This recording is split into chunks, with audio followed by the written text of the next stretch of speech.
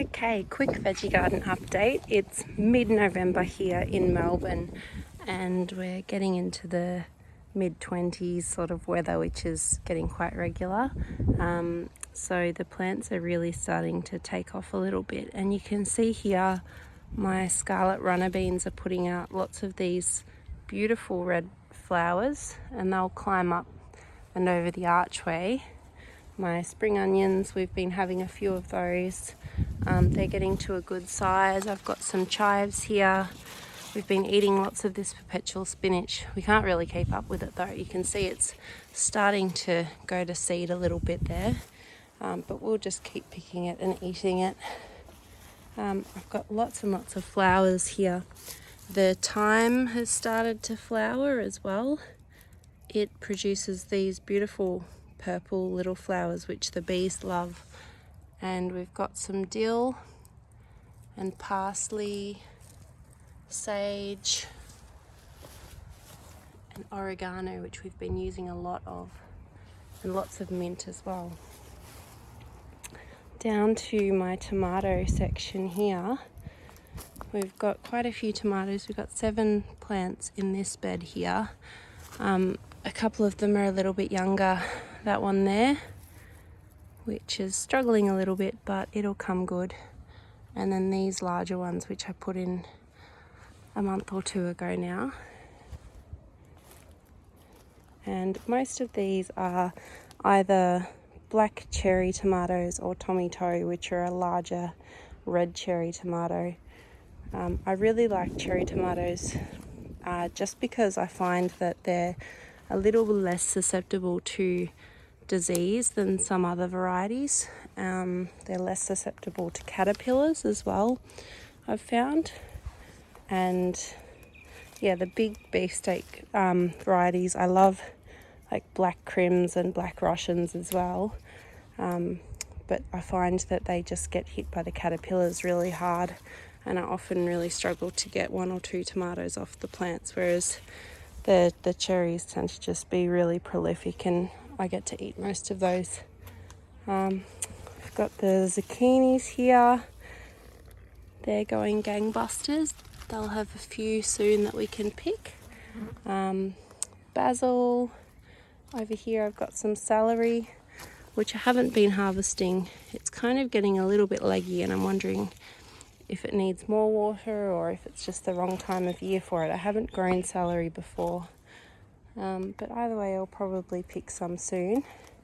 If you've got any advice, let me know. I think perhaps I've definitely planted them too closely together. Here we've got some capsicums, more flowers, and then over here in this bed we've got rhubarb from my mum, and then an okra, which I'm really looking forward to. And then in this bed we've got all this beautiful coriander, which has gone to flower, and soon it'll be seeding. And I really love the fresh little coriander seeds that come out. You can use them in all sorts of cooking, and they're really beautiful just when they're green seeds. Here we've got some sugar snap peas and snow peas, which are slowly dying off. It's a little bit warm for them now. And then my cucumbers are starting to grow up this trellis. Here's a little kind of cucumber called, there's a weed there. This cucumber is called a Mexican mini gherkin, I believe. And then this one over here is Lebanese mini muncher, and they're just lovely. They often don't make it inside. I just eat them out here where I can pick them.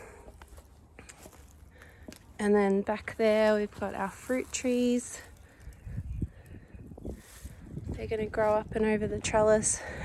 I've got a few tomatoes here which are just self-seeded. And I was saying in my previous video, now that we have a boy dog, I'll probably just let them grow where they are on the ground and see if we get any tomatoes. I don't bother maintaining the ones that grow on the ground. Like, I don't prune any suckers or anything like that. I just let them free range and do what they're going to do. And sometimes I'll tie them up. Like now that I've got a trellis here, I'll probably tie them up to that trellis, but I don't want to put in too much effort for self-seeded tomatoes. Over there I've got my passion fruit, which has the most amazing flowers. I'll see if I can find some. Had some flowers on there the other day. That one's closed up, but I had some flowers on here the other day, which is great because it means, oh look, it's a little baby fruit. It means I'll probably get a few fruit this year. I think I cut it back a little bit too hard. I can't find any open flowers. Yeah, I cut it back a little bit too hard. This one here is my nashi pear. An update on my one nashi pear.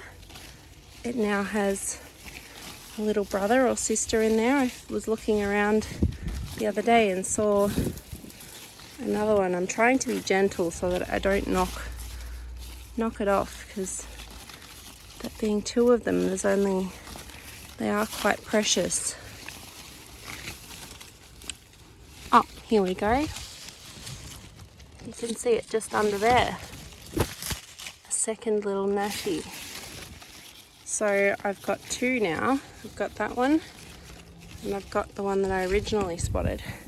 So very, very exciting times ahead for my nashi pears. I don't have any of this Doin de Commerce French pear this year, but it's really healthy, and I just think it's a very attractive tree to espalier. I like the look of the flat 90-degree espaliers, probably better than the fan espaliers. They're nice as well,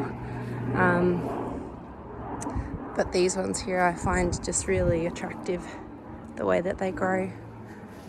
This is my nectarine. This is called, I believe, a crimson baby. Let me just check. Yeah, this is the crimson baby dwarf nectarine, and it's a little bit sick. I've mentioned in another video that I think it's got bacterial canker, but it's hanging in there, and the fruit are still growing, and it's doing really well. And then these are my peaches. It's got quite a few peaches on it. It's an Alberta peach. And my other nectarine here, the gold mine, is just so healthy and beautiful. All along here I grow lots of flowers for the bees, and they love it. And you can see here,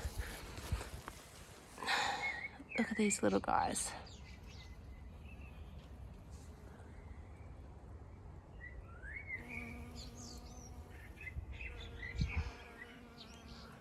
That's why you want to plant flowers, because you won't have any issues with pollination.